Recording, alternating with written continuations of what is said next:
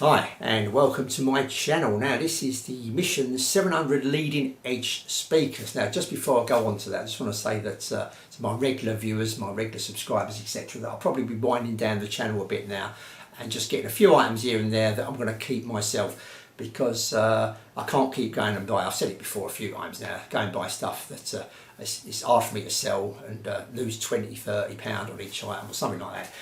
You buy 10 items, all of a sudden you're £300 down and you've earned, if you're lucky, you've got a few hundred views and you've got 50p back kind of thing. So that's not going to, I can't keep doing that. And I've got other things to do. I've got another little job, bits and pieces to do that and I want to get on with really. And yeah, I've kind of get to the stage now, a bit like Stereo Review X. He kind of like really hit the nail on the head in one of his last videos that he did, saying that it's not always about the sound quality, getting that extra detail and all that kind of stuff. It's about, getting into it and you're feeling part of it, and it's making you kind of like get into it kind of thing. It's not always about getting that finer detail and all that. It's one of his last videos. If you want to go and watch it, you probably already have. He kind of mentions that. That's it's been that the music being involving kind of thing, rather than getting all this very fine detail that kind of be a bit mundane and not that exciting kind of thing. So that's pretty, that is it. And I've kind of get to the stage now where I want to sit back and start listening to some of this stuff, because when I was kind of review all this stuff, I use the same CDs all the time, or the same bit of vinyl I plonk out, and only because I know the tracks and know what's going to come next and all that, rather than putting something brand new that I've got no idea and I've got to kind of learn it, where things are coming from and all that kind of stuff to give my opinion. So I'm playing the same tracks over and over again, and even my missus comes into the room now and again and she says to me, "Not that record again, not that again, not that again. Didn't you ever listen to anything else?"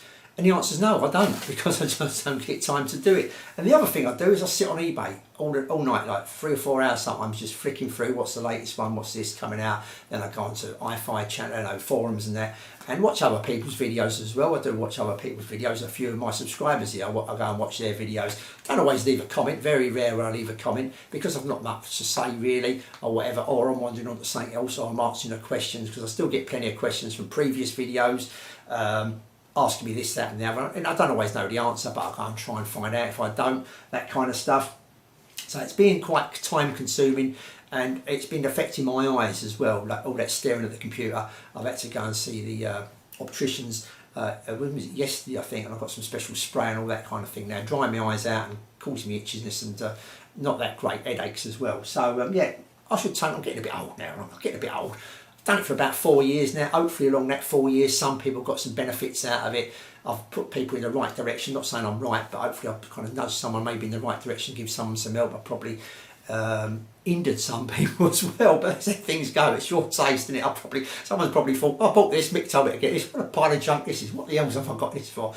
Trying to get rid of it now themselves. But you try your best, and whatever you come out with, like, it's your individual taste. I'm giving you my individual taste, and to some people it's going to be, you think, well, bloody hell, I don't even like the top of your wearing, so why am I listening to what you're talking about hi-fi? But you know what I'm saying anyway. Okay, so that's that. So anyway, let's get back onto this. This is the leading edge, Mission leading edge 700 speakers. This is speakers. I've only got one here, but the other one's over there. But speakers. I brought this little Wolfdale down. This is one of my little favourites. You know what I mean? For a small little speaker, it's not very big. A speaker you're going to pick up for 50 quid thereabouts these days. They seem to have crept up just a little bit. Bought 3 different amplifiers here. Well, there's a receiver and 2 amplifiers, just to kind of give you an idea of how maybe to drive these. Just the things that happened to me. Not necessarily going to say it's going to be the same for you, but this is what happened this end anyway. I can only go by that. So we'll talk about them as we go along anyway. So okay, I didn't take these apart because the video's gone forever otherwise. They're probably going over a week now. But this is 177mm Plastiflex cone. I had to write it down because I never remember these things. Plastiflex cone. This is a 19mm polymer dome tweeter.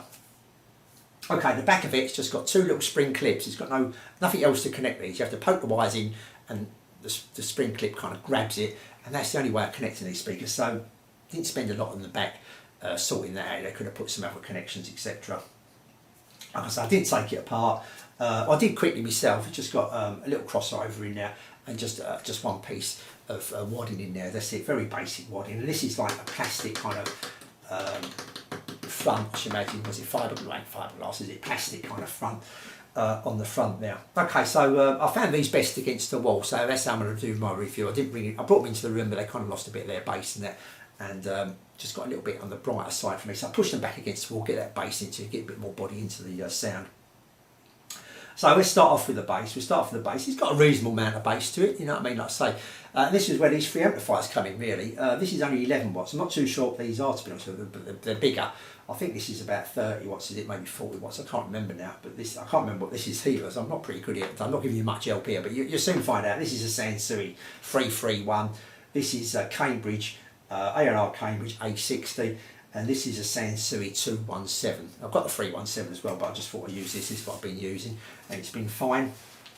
Okay, so the bass with this is okay. This is a bit like, I don't know if you remember, years ago, the older viewers would know this, Radio Shack, and here in the UK, Tandy would have hi-fi listed in their catalogue, and it'll say, like, they'll give you a pair of speakers, a turntable, and they'll swap out the amps or receivers, and they'll go, good, better, best.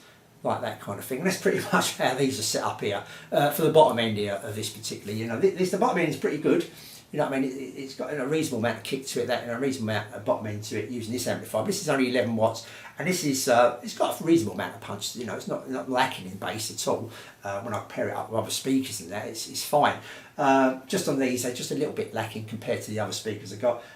Because this is more of a valvey kind of sound. It's not got as much kick and power as this Sansui 217 in the bass. It's got that grunt, that kind of stuff. Even though it's got, you know, it's got reasonable dynamics and all that kind of stuff, it just delivers it in more of a relaxed way, kind of thing. That kind of thing, more of a gentle kind of way than this does. So yeah, it was okay with this, and like I say, with this Cambridge A60, it was better. The bass was better, getting more of a kick to it, more of a grunt to it, and then with this Sansui 217, the bass was fine, you know what I mean, give it some grunt, and the bass was fine, it sounded fine with these speakers, so that's that. And the bass has got a reasonable amount of detail to it. It's not quite got as much detail as this here, but these are sealed units, and this is a ported unit as well, and the bass goes a bit deeper with these as well. It goes a bit deeper than it does with these, with them little Wolfdales. Okay, to the mid-range was quite nice, the vocals sounded quite nice. Yeah, vocals, the guitar, the vocals, the sax, the piano, and the saxophone, that kind of stuff. When I'm playing a bit of jazz, and that all sounded fine, but it's just had a bit more texture and that to it with these. Just added more texture to it, more realistic. I would have said a little bit more realistic with these than it is with these, but still fine. You know what I mean? Still fine. Like I say, these are not expensive speakers to go and buy now. I picked these up for 25 quid delivered. You're going to go and pay 25 to 50 pounds, something like that. So for what they are, they're not a bad set of speakers, that's for certain. They're going to the top end. They're a little bit pronounced here, the top end, a little bit emphasising the top end. I thought, compare it to this and other speakers that are kind of like, if you're into liking a lot of top end, then you're probably going to like these. I do like the top end, but it mustn't be overemphasised. It mustn't be like, just too much of it kind of thing. It's got to be right, at the right kind of level for me. Just found it a little bit bright, just a little bit on the bright side. And it's a bit like if you had, not on all the tracks, on some tracks it sounded quite nice as it happens, but on quite a few tracks it was just a little bit over the OTT for me, just a little bit. Smidgens here we're talking, but when I say smidgens, I'm trying to compare it by using these amplifiers with these to try and get the same kind of top end that I'm getting out of here. I would have to turn these up. If they go 1 to 5, 0 to 5 shall we say, I'd have to do them on number 2 or 3, depending which amplifier, to kind of get the same kind of thing. So that's what you kind of if you can kind of like imagine your amplifier maybe turned up on number 2 or 3 on the treble. That's the kind of treble you're getting out of here, the top end you're getting out of here. It's just a bit more emphasised there on the top end, and just sometimes, like I say, it would be just a bit too emphasised for me. But other than that, once you've got these rocking, especially with this amp here, these sounded quite nice, you know what I mean, quite a nice sounding set of speakers. Now for the sound stage, like I say, these against the wall, and it was pretty two-dimensional. I had a little bit of three-dimensional, not much to it, to be honest with you.